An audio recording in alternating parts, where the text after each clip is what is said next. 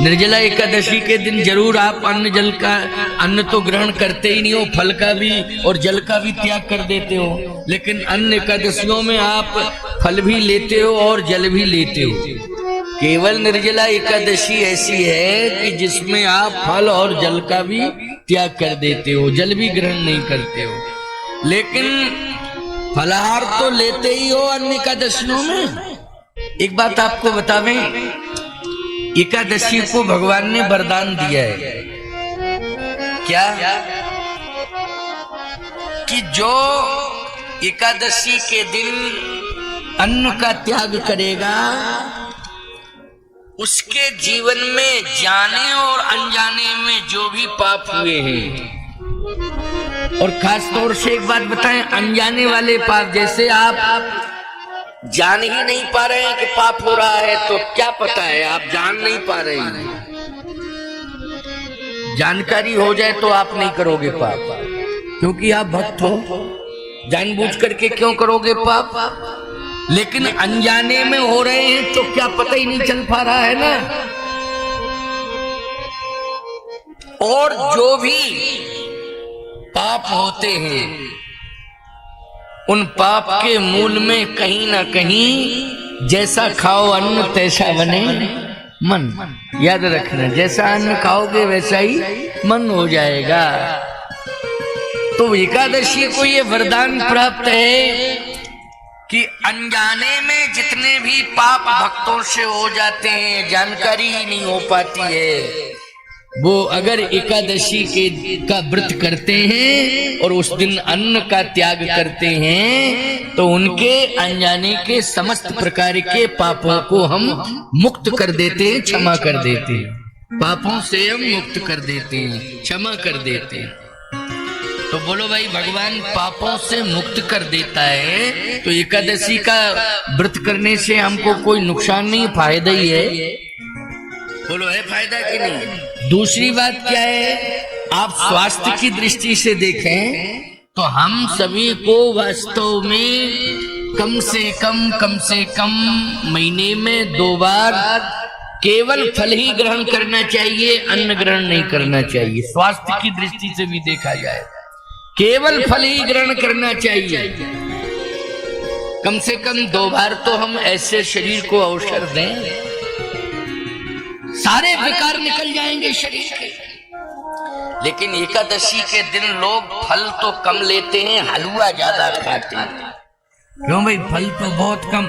फलार केवल नाम है। फलार का मतलब है जो फल ग्रहण करे वो फलार है। क्यों भाई, लेकिन उस दिन घोंट के हलवा जो है, और पता नहीं क्या क्या उसमें डालते हैं कि महाराज इसमें काजू किशमिश बादाम ये पड़ा वो पड़ा। अब बताओ भाई, तुम भोजन से ज्यादा गरिष्ठ जो है एकादशी के दिन माल पा लिए हो। अब कह रहे हो महाराज हम तो एकादशी है, आज हमने अन्न लिया ही नहीं। अरे तुमने ऐसी चीज ले ली है कि 3 दिन तक अन्न खाने का मन ही नहीं होगा। 3 दिन तक अन्न खाने का मन नहीं होगा, ऐसी चीज तो तुम एकादशी के दिन खा गए। क्यों भाई, अरे इतना बढ़िया हलवा बनाया, घोंट के उसमें बढ़िया देसी घी डाला और काजू किशमिश बादाम ऐसे। अब बताओ 3 दिन तक अन्न खाने की इच्छा रहेगी। फलाहार का मतलब है फल ही ग्रहण करो, ये फलाहार। फल से अच्छी भगवान राम ने तो 14 साल तक फल ग्रहण किए। अरे एकादशी की बात छोड़ो और व्रतों की बात छोड़ो, 14 साल तक बोलो क्या ग्रहण किया है, केवल कंद मूल फल ही पाए हैं। आप कहो महाराज मिले ही नहीं हुआ, मिले कैसे नहीं। श्रृंगबेरपुर के राजा ने तो 56 प्रकार के व्यंजन बनवा के तैयार कर दिए थे। भगवान राम जब पहुंचे तो श्रृंगबेरपुर का राजा निषाद, उसने 56 प्रकार के व्यंजन बनवाए। भगवान ने कहा नहीं, प्रकृति प्रदत्त जो भी कंदमूल फल मुझे मिलेगा इस अरण्य अभ्यारण्य में, उन्हीं को मैं ग्रहण करूंगा। 14 वर्ष तक का ये संकल्प है मेरा। न तो किसी नगर में प्रवेश करूंगा और न ही मैं अन्न ग्रहण करूंगा। कोई भी बना हुआ पदार्थ में ग्रहण नहीं करूंगा। प्रकृति प्रदत्त जो फल कंद मुझे मिल जाएंगे उन्हीं को मैं ग्रहण करूंगा। देखो भैया, कंद भी बनाया जाता है। कंद को आप लेते हो ना, कंद मानी जैसे सकल कंद, तो वायल करते हो, उसका भी हलवा बनाते हो। बहुत बढ़िया शकल कंद समझते हो ना? राजस्थान में क्या कहते हैं उसको? शकलकंद कहते हैं। हाँ तो भाई बता दिया करो थोड़ा। नहीं हम शकलकंद कहें, तुम कहो महाराज कौन सा कंद कह रहे, कौन? ये शकलकंद मानी सकल सूरत वाला कंद है क्या? शकलकंद एक कंद होता है, जमीन में फलार में आता है। उसको लोग व्यंजन के रूप में बना लेते हैं, हलवा, आलू बंडा, क्या क्या बनाते हैं उसका। एक तो आलू बंडा बना दिया है शकलकंद का। मैंने कहा कैसे बनाया? बोले महाराज मैंने सिंगाड़े के आटा में शकलकंद डाल दिया और उसमें फलारी रामरस छोड़ दिया, आलू बंडा फलारी आलू बंडा टाइप का बन गया। आलू का तात्पर्य आलू होता है, वो भी एक कंद ही है। कंद आलू, कंद में नहीं आता आलू, कंद में ही आता है ना आलू, कंद में ही आता आलू। नाम आलू है उसका, लेकिन है वो कंद, शकल कंद। आलू भी कंद।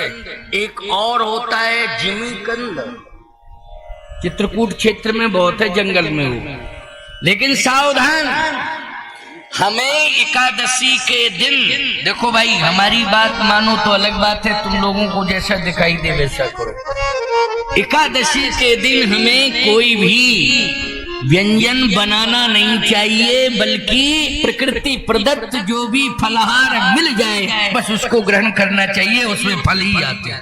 क्या आते हैं? फल ही आते हैं। हम व्यंजन बनाते हैं, इसका मतलब है हम स्वाद पर ध्यान दे रहे हैं। हम बिना स्वाद के रह नहीं सकते। तो फलों में क्या कम स्वाद है? बोलो भाई, फलों में क्या कम स्वाद है? कितने प्रकार के फल हैं? विभिन्न प्रकार के फल हैं, लेकिन कहने के लिए है फलाहार, बाकी है पूरा आहार।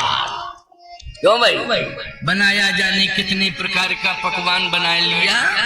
सावधानी से सुनना, 14 साल तक भगवती श्री जानकी जी ने इतना बड़ा अनुष्ठान कौन कर सकता है? महाराज मनु ने भी करें आहार साक फल कंदा, सुमरहि ब्रह्म सच्चिदा नंदा। करें आहार साक फल कंदा, उन्होंने भी नैमिषारण्य में केवल कंद मूल फल ग्रहण किए। बहुत बड़ा तप किया महाराज मनु ने, तब राम जी मिले। राम जी ने स्वयं, सीता जी ने और लक्ष्मण जी ने तो इतना बड़ा व्रत किया है कि कोई कर नहीं सकता। 14 साल तक फल की कौन कहे, जल ही ग्रहण नहीं किया।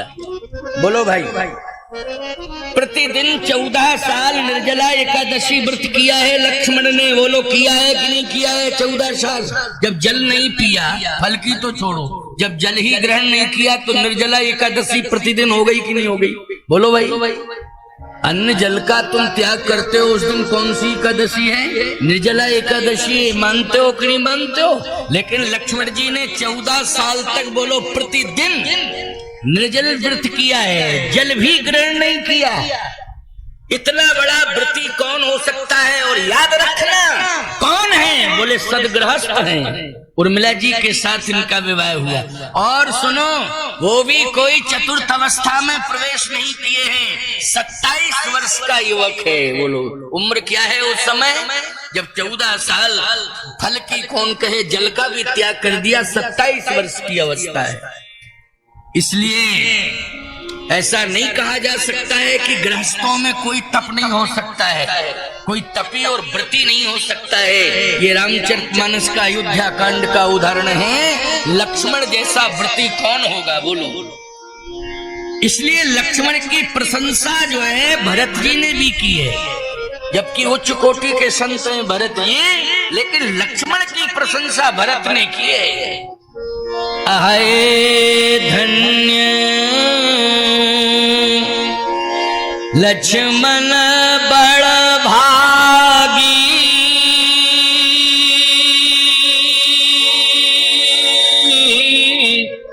और राम पदार बिंदु अनुरागी। जीवन लाभ लखन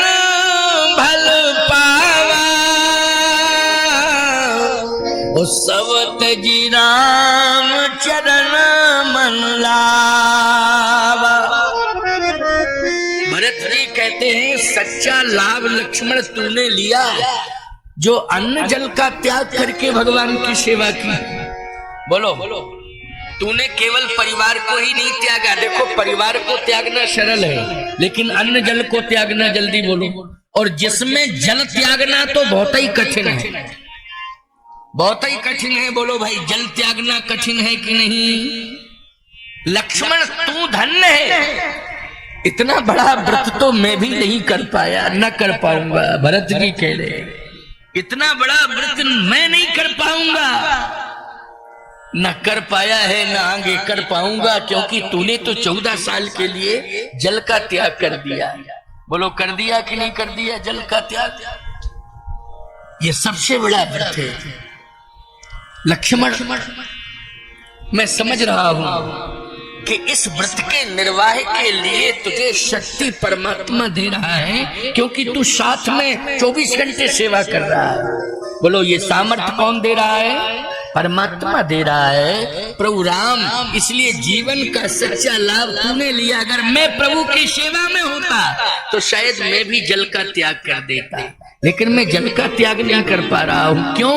ये सामर्थ्य मुझ में नहीं है। प्रभु मुझे सामर्थ्य नहीं दे पा रहे हैं, तुझे सामर्थ्य मिल रहा है। इसलिए सबसे बड़ा तपस्वी तू है लक्ष्मण। ये भरत कह रहे हैं, याद रखना। 27 साल का युवक रामचरितमानस का भगवान की कितनी बड़ी कृपा है प्यारे, कि वैराग्य प्रबल वैराग्य रूपम कहिए तात तो परम वैरागी प्रबल वैराग्य रूपम। ये परम वैरागी हैं, प्रबल वैरागी हैं, इनके समान कौन वैरागी हो सकता है? तो सीधी सी बात यह है कि हम भले ही गृहस्थ क्यों ना हो, हम भले ही गृहस्थ क्यों ना हो, लेकिन हम भगवान की सेवा का संकल्प परिवार के सहित ले लें। किसकी सेवा का संकल्प? भगवान की सेवा। भगवान की सेवा कितने प्रकार की सेवा भगवान की है? गौ सेवा ये भगवान की सेवा है, गौ सेवा भगवान की सेवा है। अतिथि देवो भव ये भगवान की सेवा है। अतिथि का आप सम्मान कर रहे हैं, ये अतिथि देवो भव ये भगवान की सेवा है। मातृदेवो भव माँ की सेवा ये भगवत सेवा है। पितृदेवो भव ये भी भगवत सेवा है। अतिथि देवो भव ये भी भगवत सेवा है। इतने प्रकार की सेवाएं बोलो गृहस्थ जीवन में अनिवार्य है कि नहीं? अगर आप इतने प्रकार की सेवाएं कर रहे हैं, गौ सेवा, माता पिता की, संत की सेवा, तो यही है भगवत सेवा, भगवान की सेवा। भगवान आपको सामर्थ्य देगा, याद रखना, बहुत बड़ा सामर्थ्य देगा। जितने प्रकार के व्रत हैं तुम सही रूप से उन व्रतों को कर पाओगे, ये क्षमता परमात्मा देगा। लेकिन ध्यान रखना प्यारे, हम सबको आज अयोध्या कांड से एक शिक्षा लेनी है कि लक्ष्मण जी ने 3 गुण त्यागे। गुण, नींद। अच्छा नींद लेना, जैसे आप अगर 8 घंटे 7 घंटे की नींद ले रहे हैं तो ये गुण है। इससे आपके शरीर के दोष दूर होंगे। बोलो 6, 7, 8 घंटे नींद आप अगर ले रहे हैं तो आपके जो अंदर के दोष हैं वो दूर होंगे कि नहीं होंगे? होंगे कि नहीं? तो ये नींद देखो, हमेशा पड़ा रहना ये तो दोष है, ये गुण नहीं है। जैसे ज्यादातर लोग आलसी प्रमादी हो जाते हैं तो वो क्या करते हैं? काम कम करते हैं, चलते फिरते कम है, सोते ज्यादा है। ये क्या है? ये है दोष। नींद न लेना भी दोष है और ज्यादा नींद लेना भी दोष है, लेकिन मात्रा में नींद लेना ये गुण है। बोलो है ये गुण कि नहीं? लेकिन लक्ष्मण जी ने 14 साल नींद ही नहीं ली, 14 साल नींद ही नहीं ली लक्ष्मण। जागते रहे 14 साल। करते क्या रहे? भगवान की रक्षा में रहे, पहरेदार बन करके। देखो भगवान रक्षा तो सबकी करता है, ठाकुर जी रक्षा करता है, लेकिन हमारा धर्म कहता है कि जैसे ये मंदिर है, मंदिर टूट रहा है, फूट रहा है, अतिक्रमण कोई कर रहा है, तो बोलो हमारा दायित्व है कि नहीं हम इसकी सुरक्षा करें। गिरधारी दास को इसलिए तो धन्यवाद दिया जाता है कि बड़ा राम मंदिर प्रभावित हो गया था, बड़ा रघुनाथ जी का मंदिर ये प्रभावित हो गया था, लेकिन बोलो ईमानदारी से इस मंदिर को सुरक्षित करने में रात दिन लगा दिए। याद रखना सुबह शाम सब टाइम भगवान की सेवा में ही, तो इसलिए प्रशंसा का पात्र है। अच्छा काम किया, यही तो होना चाहिए। अगर भगवत सेवा हम कर रहे हैं तो याद रखना हम भी क्या हैं, बोले हम तपस्वी हैं। भले ही हम अपने को न कहें तपस्वी, लेकिन शास्त्र कहता है ये प्राणी भगवत सेवा में है, अहर्निश भगवत सेवा में ये तप कर रहा है, ये तपस्वी है। इसलिए पूरा परिवार मिलकर के भगवत सेवा में रहे। भगवत सेवा मानी गौ सेवा, संत सेवा, माता पिता की सेवा, वृद्ध जनों की सेवा, संत सेवा, इतने प्रकार की सेवाएं अगर आपके परिवार के द्वारा हो रही हैं तो आपका परिवार तपस्वियों का परिवार है, ये तप है। लक्ष्मण जी ने सेवा का संकल्प लिया है। सीता जी की बहुओं में सीता जी की तपस्या नारी जगत में क्या, सीता जी ने अपने पति की सेवा करने के लिए सारे के सारे सुख संसाधनों का त्याग कर दिया। ये सीता जी का तप है। पति की सेवा करना चाहिए, पति की देखरेख करना चाहिए, पति का परिवार जितना हो उस परिवार की सेवा शुश्रूषा में समय देना चाहिए। ये नारी का सबसे बड़ा तप है, ये कुलवंती नारी का ये सबसे बड़ा तप है, क्योंकि घर को संभालने में सबसे बड़ी भूमिका तो आपकी है। माताओं, बहन, बेटियों, आपकी सबसे बड़ी भूमिका है। लेकिन समस्या इस बात की है कि आज सेवा से दूर होना चाहता है समाज, सेवा से दूर, ये समस्या है। सेवा से दूर नहीं होना है। भगवान से प्रार्थना करो कि हमें सेवा करने का अवसर मिले। प्रभु दो, आप सेवा करने का अवसर दो, ये भगवान से मांगो। सीता जी ने भी यही कहा था, सेवा समय देव बन दीना, ओ मोर मनोरथ सुफल कीना। सेवा का संकल्प लेकर के आई थी जनकपुर से अवधपुर सीता जी। उनकी माता सुनैना ने सेवा का ही संकल्प दिलाया था। ये सेवा का संकल्प प्रत्येक माँ को देना चाहिए। बेटी को विदा करो तो सेवा का संकल्प दो। सास ससुर गुरु सेवा करहु, ओ पति रुख लखियायुष अनुसर हुई हो संतति पियहि प्यारी, चिर यही बात यशीस हमारी।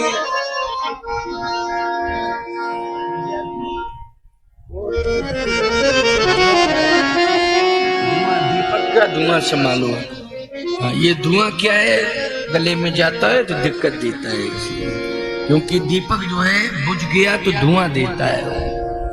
हुई हो संतत पियहि प्यारी, ओ चिर यही बात यशीस हमारी। मेरा आशीर्वाद है सास ससुर गुरु अतिथि इन सब की सेवा करना मेरा आशीर्वाद है। जाओ सेवा का पाठ पढ़ा के भी जाए। सेवा से आज दूर नहीं होना है। सेवा करने का भाव सबके जीवन में होना चाहिए। आप पुरुष हो, आपके जीवन में भी सेवा का भाव। अगर आप पुत्र की भूमिका में हो तो बोलो पुत्र का धर्म क्या होता है? सेवा करने का धर्म होता है। बोलो होता है ना, पुत्र का धर्म सेवा करने का है। आप भाई हो, भाई का धर्म भी सेवा करने का है। इसलिए सेवा में कभी कदम पीछे नहीं रखना है, सेवा में तो कदम आगे बढ़ाते जाओ। और सेवा करते जाओ। लेकिन आज अयोध्या में एक ऐसी घटना घटने जा रही है कि जिस घटना में भगवान राम को पिता और माता इन दोनों का त्याग करके जाना पड़ रहा है। माता पिता का, गुरु का भी त्याग करके जाना पड़ रहा है 14 साल के लिए। भगवान राम आज अयोध्या छोड़ के जाना चाहते हैं। किसी ने कहा कि श्री राम माता पिता गुरु इन तीनों की सेवा छोड़कर आप वन क्यों जाना चाहते हैं? भगवान राम ने कहा कि माता पिता गुरु की सेवा तो करना चाहिए, लेकिन धर्म पर यदि कुठाराघात हो रहा है, धर्म यदि कराह रहा है, रो रहा है, तड़प रहा है, तो ऐसी स्थिति में क्यों भाई कोई कराह रहा है, रो रहा है, तड़प रहा है, तो ऐसी कंडीशन में आप सेवा छोड़ करके जाएंगे कि नहीं जाएंगे? बोलो। उसको संभालने के लिए जो तड़प रहा है, रो रहा है, कराह रहा है, बेचैन हो रहा है, उस समय आप क्या करेंगे? बोलो। उस समय आपको माता पिता गुरु जो भी उनकी सेवा छोड़ के जाना पड़ेगा, क्योंकि उसको संभालना पड़ेगा। तो उस समय कौन रो रहा था, कौन तड़प रहा था, कौन करा रहा था? बोलो भाई। धर्म धर्म रो रहा था। ये राक्षसों के अत्याचार अनाचार के कारण सबसे ज्यादा तड़प रहा था, बेचैन हो रहा था, तो वो धर्म हो रहा था। इसलिए भगवान राम धर्म को संभालने के लिए, धर्म को सुरक्षित करने के लिए, धर्म को राहत देने के लिए आज माता पिता गुरु की सेवा छोड़ के जा रहे हैं। बोलो, जा रहे हैं। क्योंकि खतरा किसके ऊपर मंडरा रहा है? धर्म के ऊपर। अनाचार किसके ऊपर हो रहा है? बोले धर्म के ऊपर हो रहा है। घायल पड़ा है, बेहोश है। कभी होश आता है तो एक ही बात कहता है, रक्षा करो, रक्षा करो, रक्षा करो। जब होश आता है, रक्षा करो, रक्षा करो, रक्षा करो।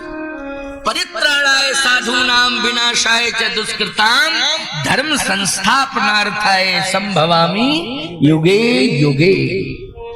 धर्म को संभालने के लिए, धर्म को सुरक्षित करने के लिए आज जा रहे हैं कौन? प्रभु राम। माता पिता को छोड़ के जाना पड़ रहा है।